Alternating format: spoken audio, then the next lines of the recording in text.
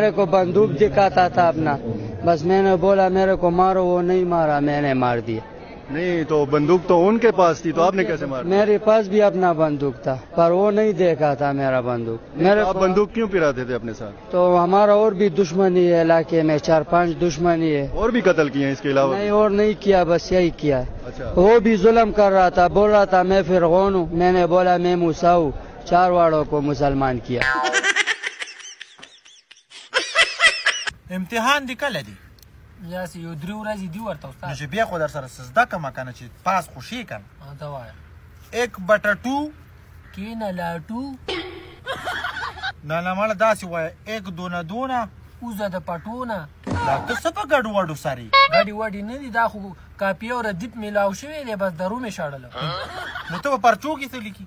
پرچو کې ورته همدا لیکمه که نه. نو ته بیا څنګه پاس کېږي؟ نو زه خو هسې هم نه پاس کېږم، 4م کال مې دی چې پیل کېږم. نو چې پیل کېږي نو بیا د پلار د پیسې ولې تباه کېږي بسې؟ د پلار پیسې مې کله تباه کړي، سرکاري سکول دی.